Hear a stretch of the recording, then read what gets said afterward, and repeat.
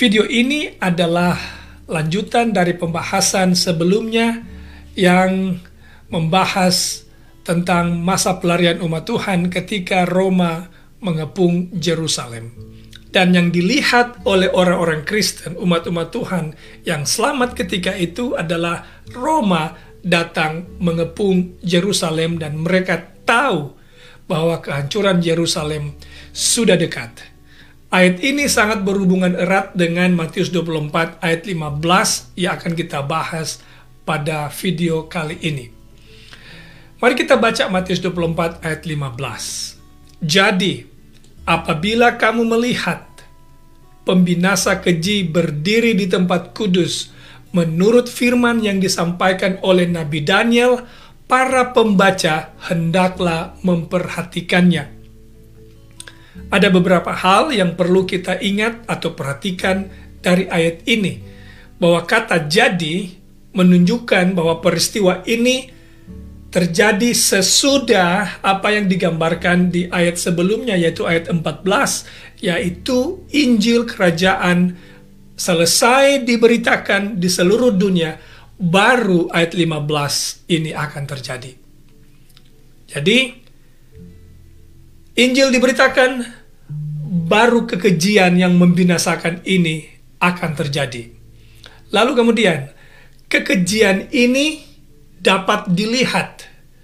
Dan kekejian ini yang disebutkan membinasakan ini artinya akan ada kekejian yang dilakukan oleh musuh Allah yang menuntun kepada kehancuran atau kebinasaan bukan hanya Israel atau Yerusalem secara lokal waktu itu, tetapi di akhir zaman akan menuntun kepada kebinasaan dunia ini secara menyeluruh. Dan dinubuatkan juga oleh Nabi Daniel.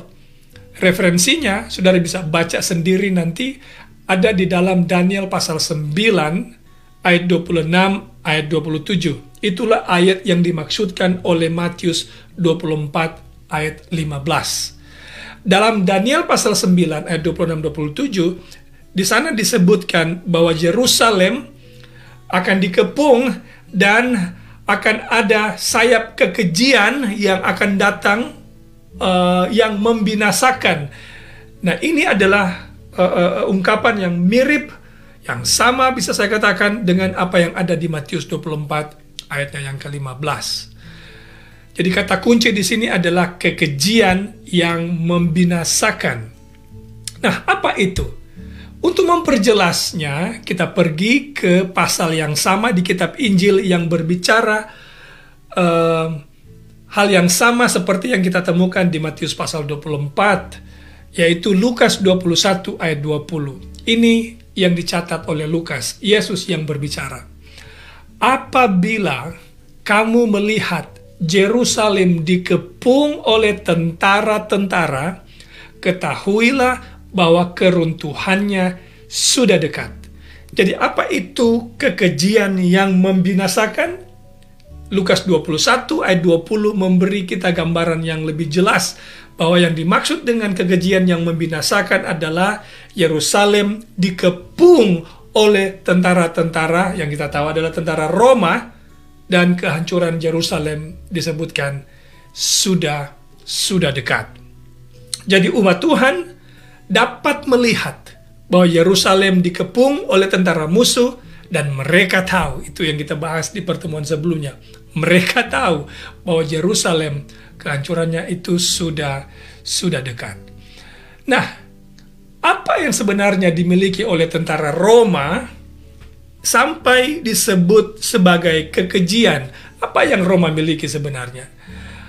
Di pembahasan sebelumnya juga saya sudah singgung sedikit ini. Josephus, sejarawan Roma, juga menerangkan apa yang dimiliki oleh Roma ketika mereka datang menyerang Yerusalem, yaitu panji-panji yang ditancapkan ke tanah. Kemudian mereka menyembah panji itu, yang adalah lambang penyembahan dewa mereka, yaitu dewa matahari, yang mereka yakini akan membawa kemenangan bagi mereka atas Yerusalem. Saudara bisa juga baca referensi ini di Lukas 19 ayat 41 sampai 44, di mana Yesus juga menubuatkan tentang Yerusalem akan dikepung oleh tentara Roma. Nah, ini poin yang penting yang perlu kita pelajari sekarang. Apa yang ada di panji-panji ini? Apa yang ada di sana? Well, yang ada di sana adalah Raja Wali. Ini yang ada di panji-panji Roma. Sudah perhatikan, ada gambar burung Raja Wali di sana yang menghadap ke kanan. Kemudian di atasnya ada sunburst atau matahari. Kemudian di kakinya itu dia menggenggam anak panah. Jadi Raja Wali menghadap ke kanan, sayapnya mengembang. Itu yang ada di panji-panji Roma atau bendera-bendera Roma atau panji-panji Roma ini. Oke? Nah, kemudian sejarah dari panji-panji Roma ini adalah tahun 104 kurang lebih, ini 104 BC, orang Roma atau tentara-tentara Roma kuno ini memiliki banyak jenis binatang di atas panji-panji mereka sebagai lambang panji-panji mereka. Tetapi sesudah tahun ini, Roma melakukan standarisasi dari panji-panji mereka atau standar mereka, dan yakni semua pasukan Roma memiliki satu lambang, yaitu burung Raja Wali di atas panji mereka. Dan ini adalah tanda penyembahan mereka kepada dewa mereka, yaitu Dewa Mithra, dewa matahari, yang disembah juga oleh Kaisar Konstantin. Nanti kita akan lihat. Nah, seperti yang saudara lihat tadi, Raja Wali ini menghadap ke kanan, kemudian sayapnya terbentang, lalu ada lingkaran emas di atas yang disebutkan sebagai matahari, lalu pada cakar Raja Wali itu terdapat anak panah. Mengapa ini penting untuk kita pelajari? Karena di dalam nubuatan Alkitab menyatakan, kita akan temukan ada negara yang lain yang eksis hari ini, sekarang ini, yang memiliki lambang yang sama seperti yang dimiliki oleh bangsa Roma kuno, yaitu Raja Wali. Dan negara ini juga akan melakukan sesuatu yang besar yang berhubungan dengan penyembahan matahari. Negara mana itu? Saya akan sebutkan nanti sebentar. Jadi, sebagai hasilnya, kekejian yang dilakukan oleh bangsa ini juga akan menuntun kepada kebinasaan. Kali ini bukan hanya secara lokal, tapi kebinasaan dunia secara universal. Ketika orang Kristen melihat prajurit Roma datang mengepung sambil membawa standar, dan lalu mereka menyembah, bagaimana mereka bisa lolos? Itu pertanyaan menarik, bukan? Well, jawabannya cuma satu, yaitu dengan mujizat Allah. Yang terjadi adalah ketika Roma mengepung di bawah perintah dari Jenderal Sestius, tiba-tiba penyerangan itu berhenti, dan kita tahu itu adalah campur tangan Tuhan, memberi waktu kepada umat Tuhan untuk melarikan diri. Itu yang kita lihat pada video sebelum. Mari kita baca Matius 24 sekarang, ayat 15-16. Perhatikan ayat-ayat ini. Matius 24 ayat 15 dan 16. Jadi, apabila kamu melihat pembinasa keji berdiri di tempat kudus, menurut firman yang disampaikan oleh Nabi Daniel, para pembaca hendaklah memperhatikannya. Jadi harus perhatikan. Maka orang-orang yang di Yudea haruslah melarikan diri ke pegunungan. Pertanyaan sekarang, apakah penting memperhatikan tanda-tanda yang Allah berikan? Oh ya, sudah pasti. Karena hanya mereka yang melihat tanda ini yang melarikan diri. Ini kabar baiknya, saudaraku yang kekasih. dalam kehancuran Yerusalem tahun 70, tidak ada satu pun umat Tuhan yang binasa. Mereka diselamatkan oleh karena mereka telah dimeteraikan oleh Allah. Nah sekarang, hari apa yang mereka pelihara? Mereka-mereka yang melarikan diri ini memelihara hari apa? Mereka yang melarikan diri, yang selamat ini, yang tidak ada yang binasa ini adalah pemelihara hari Sabat. Pemelihara hari Sabat. Dan apakah kalau begitu kota Yerusalem itu dihancurkan karena tidak menghormati hukum Sabat? Oh, absolutely. Absolutely. Bukankah orang Yahudi pelihara Sabat? Well, mereka pelihara Sabat, tetapi mereka tidak memiliki hubungan yang benar dengan Tuhan. Mereka memelihara bukannya Sabat Allah, tapi Sabat mereka sendiri dengan menciptakan banyak peraturan mereka sendiri. Nah, sekarang pertanyaan penting. Apakah yang terjadi di tahun 70 ketika Roma Yerusalem diratatanahkan oleh Roma? Apakah peristiwa ini juga akan terjadi di akhir zaman sebelum Yesus datang? Jawabannya betul. Ya, akan terjadi kembali dan akan mengikuti pola yang sama seperti yang terjadi di tahun 70. Mari kita lihat bagaimana itu terjadi. Saya mau kasih tunjuk kepada saudara. Saya ingin perlihatkan kepada saudara uang atau mata uang Amerika. Perhatikan gambar ini. Di dalam gambar ini, saudara akan lihat atau gambar ini dikenal sebagai The Great Seal of United States. Ya kan? Ini adalah gambar, ada dua gambar di situ, adalah gambar Raja Wali menghadap ke kanan, sayap terbentang, kemudian ada sunburst di atas kepalanya. Lalu pada cakarnya terdapat anak panah. Pertanyaan, apakah ini mirip dengan standar milik dari Roma? Ya, jawabannya ya. Lalu kemudian kalau begitu, apakah Amerika mengadopsi lambang milik Roma ini untuk menjadi lambang mereka?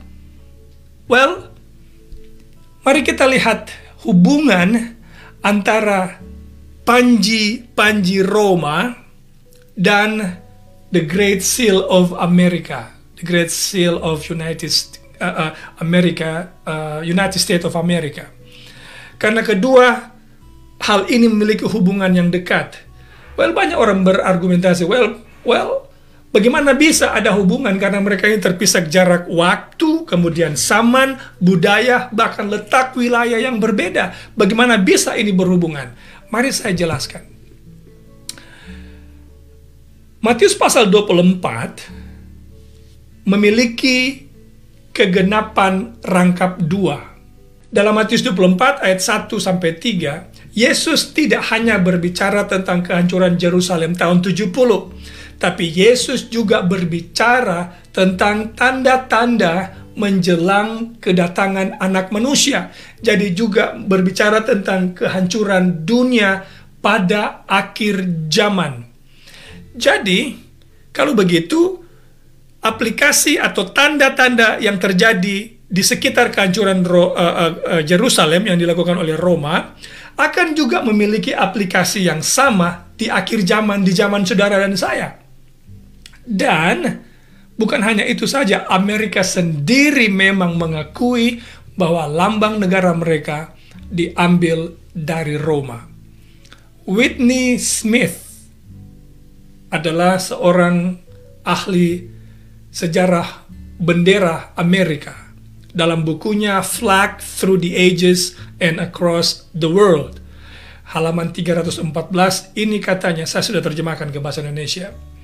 Spirit dari Roma modern, ini Roma yang ada sekarang ini ya, pada akhir abad ke-18 meniru banyak simbol dari Republik Roma kuno.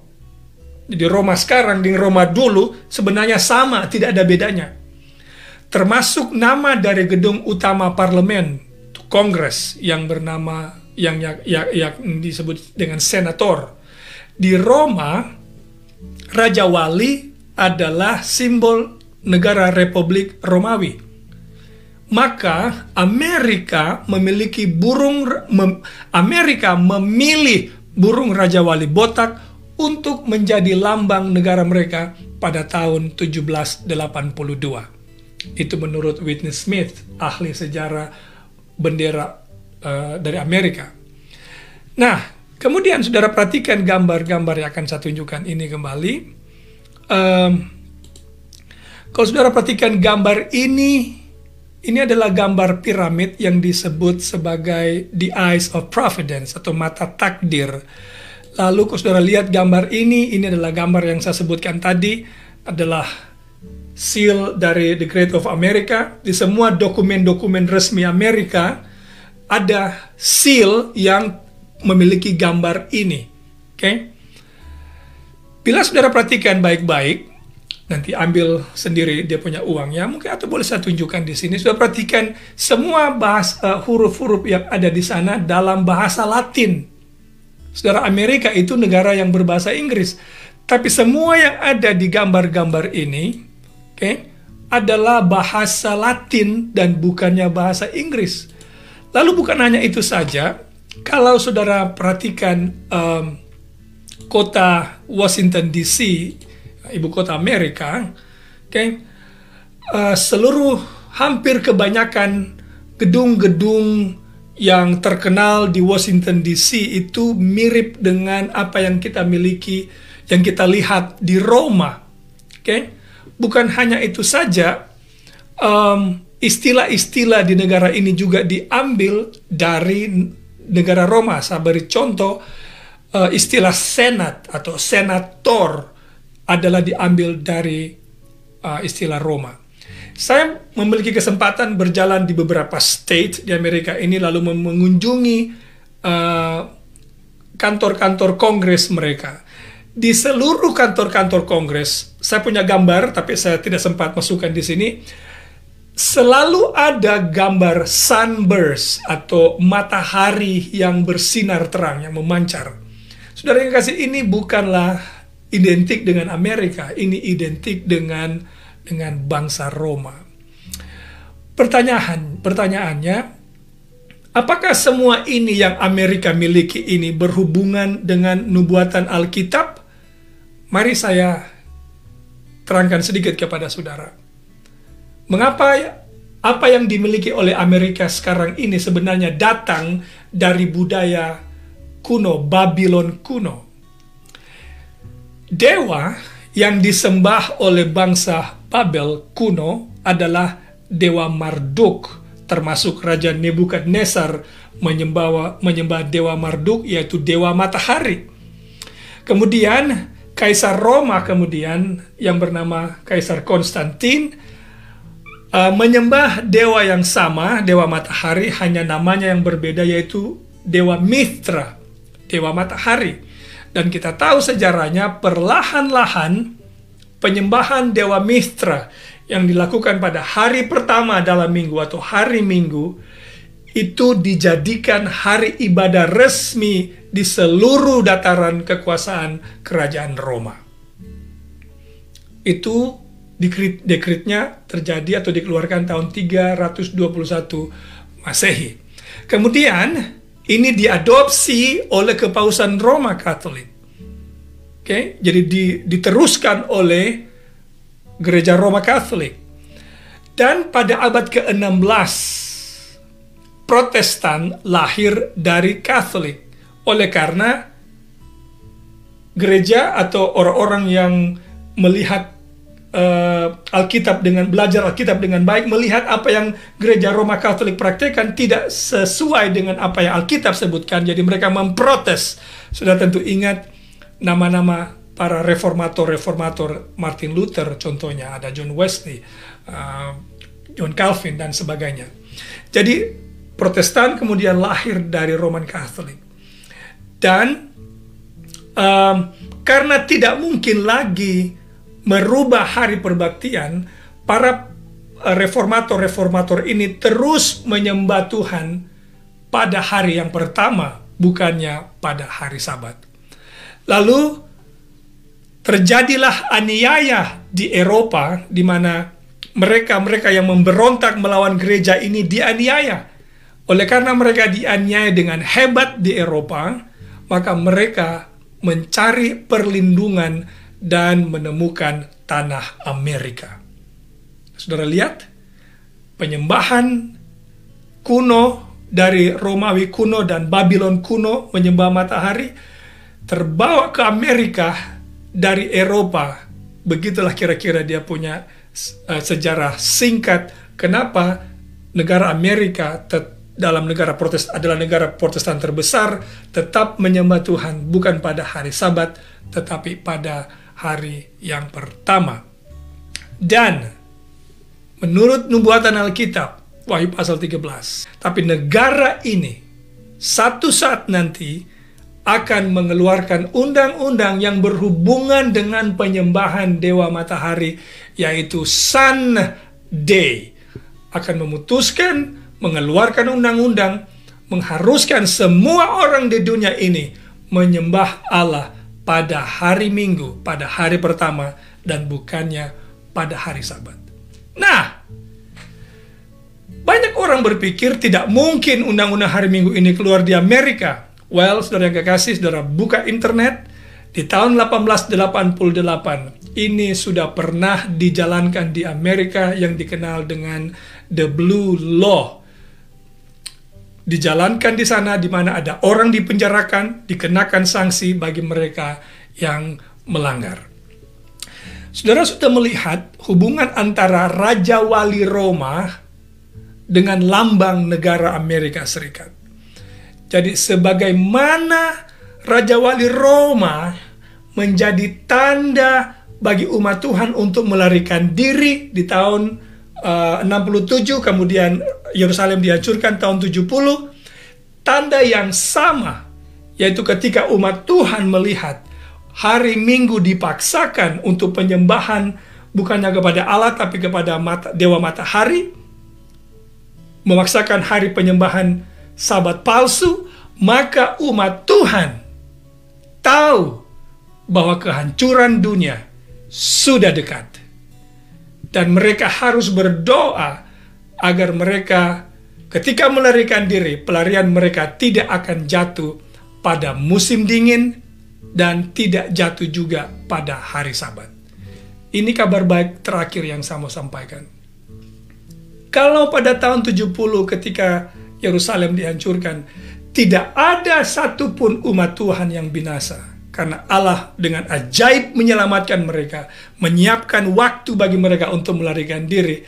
Maka jaminan yang sama, hal yang sama akan kembali terjadi di akhir zaman. Tuhan juga akan memimpin umatnya. Ia sendiri akan memimpin umatnya melarikan diri. Dan dia akan menyelamatkan mereka. Siapa mereka? Mereka adalah orang-orang yang menghormati Allah, yang menghormati hukum-hukum Allah, yang mencintai Allah, yang menuruti hukum Allah karena kecintaan mereka kepada Allah yang telah menyelamatkan mereka. Dan mereka tentu adalah yang memelihara hari kudus Tuhan, hari Sabat. Berdoalah karena waktu itu sudah dekat. Tuhan memberkati saudara sekalian. Amin.